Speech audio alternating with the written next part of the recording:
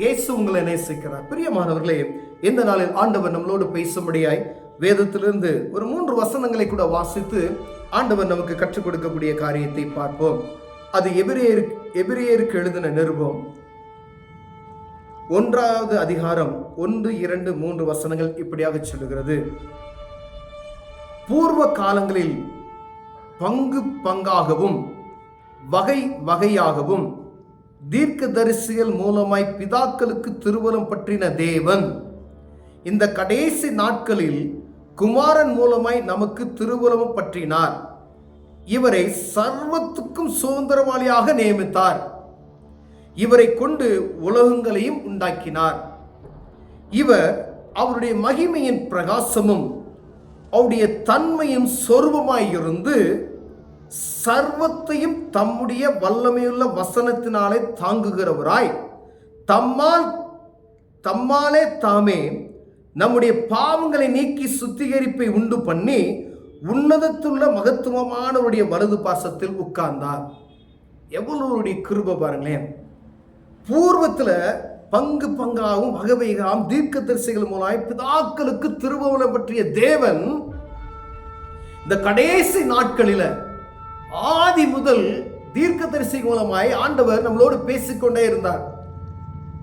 ஒவ்வொரு தீர்க்கதரிசி அடுத்து எழுப்பி ஜனங்களுக்கு பாவத்தை கண்டித்து உணர்த்தி கொண்டே இருக்கிறார். என் ஜனங்கள் பாவம் செய்கிறார், எனக்கு விரோதமாய் பாவம் செய்கிறார்கள், நான் வழிநடத்தி வந்த காரியங்களை மறந்து போனார்கள் என்று தீர்க்கதரிசிகளை கொண்டு ஒரு எச்சரிப்பின் செய்தியை கொடுத்து கொண்டே வந்தார் பழைய ஏற்பாட்டின் காலத்துல.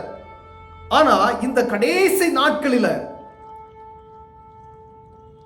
குமாரன் மூலமாய் நமக்கு திருவலம் பற்றினார். இயேசு கிறிஸ்துவின் மூலமாய் நமக்கு திருவலம் பற்றினாராம். பாருங்க, இவரை சர்வத்துக்கும் சுதந்திரவாளியாக நியமித்தாராம். தேவன் என்ன செஞ்சாரா? தன் குமாரனாய் இயேசு கிறிஸ்துவை சர்வத்துக்கும் சுதந்திரவாளியாக நியமித்தார். இவரை கொண்டு உலகங்களையும் உண்டாக்கினார்.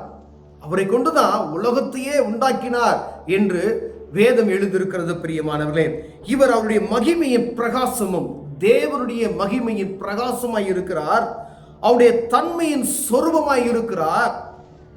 சர்வத்தையும் தம்முடைய வல்லமையில வசனத்தினாலே தாங்குகிறவராய் பாருங்க, சர்வத்தையும் தம்முடைய வல்லமையுள்ள வசனத்தினாலே தாங்குகிறவருமாய்.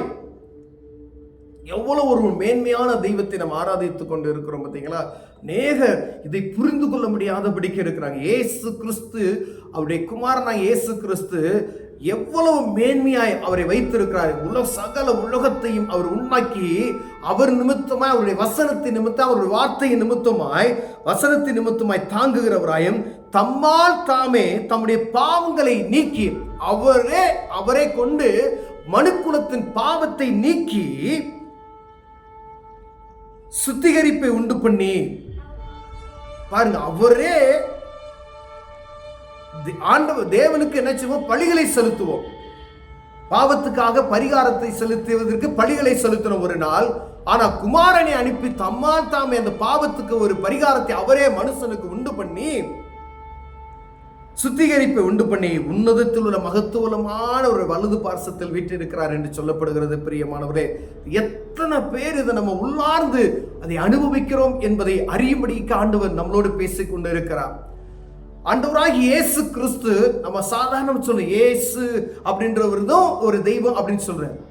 ஒரே தெய்வம், பிதாவினுடைய சொரூபம், அவருடைய பிரகாசம் அப்படின்னு சொல்லப்படுகிறது. இவரை கொண்டே உலகத்தை உண்டாக்கினேன் என்று சொல்லுகிறார்.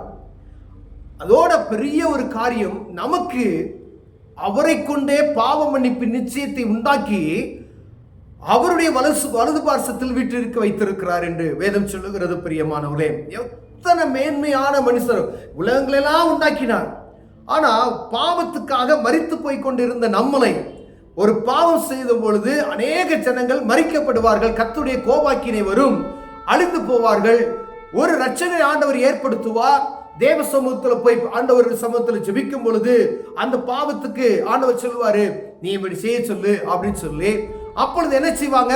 ஜனங்கள்லாம் தேவ சமூகத்தில் போய் அழுது குப்பாடு போடுவார்கள். உடனே அந்த வாதை நிற்கப்பட்டு போனது. பிரியமானவர்களே, இது தொடர்ந்து நம்முடைய முன்னோர்களின் காலத்தில் இது நடந்து கொண்டே வந்தது. ஆனா கிறிஸ்துவின் காலத்தில் அவர் தன் குமாரனை அனுப்பி இந்த மனுஷனுக்கு ஒரு பெரிய ஒரு நியாய தீர்ப்பை நான் உண்டாக்க அவருடைய குமாரனை அனுப்பி அவரே தன்னை ஒப்பு கொடுத்து மனுஷனுடைய பாவத்துக்காய் இரத்தம் சிந்தி பூரண பலியாக அவர் ஒப்பு கொடுத்திருக்கிறார். பிரியமானவர்களே, எந்த ஒரு மனுஷனையும், எந்த ஜாதியானையும், எந்த உலகத்தானையும் ஆண்டவருடைய ரத்தத்துல கழுவப்பட்டுட்டா அந்த பாவ மன்னிப்பு நிச்சயத்தை மனுஷன் பெற்றுக்கொள்கிறான். பிரியமானவர்களே, நம்ம பாவத்துக்காக நாம் செய்தோம், ஏதோ ஒருவேளை நம்ம நினைச்சிட்டோம் இன்னைக்கு ஒரு பாவத்துக்கு ஒரு பரிகாரம் செஞ்சுட்டா நமக்கு எல்லாம் முடிஞ்சிருச்சு அப்படின்னு நம்ம நினைக்கிறோம். அது இல்லை பிரியமா. ஒரு காலத்துல நம்ம ஆடு வெட்டி கோடி வெட்டி பலிகளை செலுத்தி நம்முடைய பாவங்களுக்காய் நம்முடைய விவசாயத்துக்காய் அப்படி செய்து கொண்டு வந்தோம்.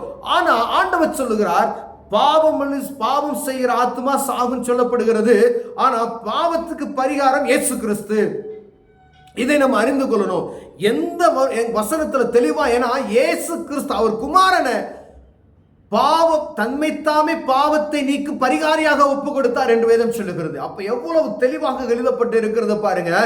ஆவியானவர் அந்த நம்முடைய குமாரனை அனுப்பி, பிதாவானவர் தம் குமாரனை அனுப்பி தம்மாலே தாமே இந்த பாவத்தை போக்கக்கூடிய பரிகாரியாய் மாற்றினார். எவ்வளவு ஒரு மேன்மை மனுஷனுக்கு பாருங்களேன். மனுரூபம் எடுத்து தன்னுடைய மனுஷனுடைய பாவத்தை மன்னிப்பதற்காக தன்னையே ஒப்பு கொடுக்கிறார். பாருங்களேன், எவ்வளவு ஒரு அற்புதமான காரியம். இதை உள்ளார்ந்த மனிதனுக்குள்ள நம்ம எடுத்துக்கொள்வோம். ஏன்னா ஆண்டவர் நம்மை ரட்சிக்க வல்லமையுள்ளவராக இருக்கிறார். பிரியமானவர்களே, இந்த பாவ மன்னிப்பு நிச்சயத்தை நாம் பெற்றுக்கொண்டா போதும் அவர் சர்வத்துக்கு உள்ள தேவன் என்று அறிந்து கொள்வோம். பிரியமானவர்களே, நம் பாவத்தை மன்னிப்பதற்கு எங்கேயோ நம்ம அணைந்து கொண்டு இருக்கிறோம். அங்கெல்லாம் அலைய வேண்டியதில்லை. வீட்டு அறையில உட்கார்ந்து கதவை பூட்டிட்டு ஆண்டவரே என்னை பாவத்தை மன்னிங்கன்னு சொன்னீங்க அப்படின்னு சொன்னா போதும், அவர் இறங்கி வருவார், பாவத்தை மன்னிக்க வல்லமையுள்ளவராய் இருக்கிறார். பிரியமானவர்களே, ஏன்னா அவர் தான் உலகத்தை உண்டாக்கினவர். வேதம் தெளிவாக எழுதியிருக்கிறது. குமாரன் அவர் தான் விடுதலை உண்டாக்குகிறவர். குமாரன் விடுதலையாக்கினார். மெய்யாகவே நீங்கள் விடுதலையாவீர்கள் என்ற வசனத்தின் பிரகாரம் அந்த வசனத்தை சொல்லி ஜெபிக்கும் பொழுது எந்த பாவ கட்டுகளில் இருந்தும் ஜனங்கள் விடுவிக்கப்படுவார்கள். ஒரு ஆத்மா பாவத்திலிருந்து மீட்டுக் கொள்ளணும்னு சொன்னா அந்த ஆத்மா என்ன செய்யணும்? தன் இருதயத்தை ஊற்றி ஆண்டவரே என் பாவத்தை மன்னிங்க அப்படின்னு சொல்லி கேட்கும் பொழுது அந்த ஆத்மாவுக்கு ஆண்டவர் மனம் இறங்கி பாவத்தை மன்னித்து பரிசுத்தமானை மாற்றுகிறார். பிரியமானவரே, அவருடைய சொந்த பிள்ளையாய் அவர் ஏற்றுக்கொள்ளுகிறார். ஒருவேளை நம்ம இன்னும் ஆண்டவரை அறியாதபடிக்கு, இந்த பாவ மன்னிப்பு நிச்சயத்தை ஆண்டவர் தான் கொடுத்தார் என்று தெரியாதபடிக்கு, இயேசு என்ற நாமத்தை ஒருவேளை நம்ம அறியாமல் இருந்தோம்னு வச்சுக்கோங்களேன். ஆண்டவரே என் பாவத்தை மன்னிங்க, நீரே மெய்யான தெய்வம் என்று நான் அறிந்திருக்கிறேன் சொல்லுவோமானால் ஆண்டவர் நம்ம ஆசீர்வதித்து நம் பாவங்களை கழுவி சுத்திகரித்து அவருடைய பிள்ளையாக ஏற்றுக்கொள்ள வல்லமையுள்ளவராய் இருக்கிறார். கண்களை மூடுவோம். அன்பின் தகப்பனே, ஆண்டவரே எங்களுக்காய் நீரே பலியாய் கொடுக்கப்பட்டீர் என்று எழுதியிருக்கிறது. ஆண்டவரே, உலகத்தை உண்டாக்கினீர். ஆண்டவரே, சர்வத்துக்கு நீரே வார்த்தையாய் இருக்கிறீர். எங்களுடைய பாவங்களை கழுவுவதற்கு தன்னையே பலியாய் ஒப்பு கொடுத்தீர். ஆண்டவரே, அதை அறிந்து கொள்கிற ஞானத்தை எங்களுக்கு தாங்க. இயேசுவின் நாமத்தில் பிதாவே, ஆமென்.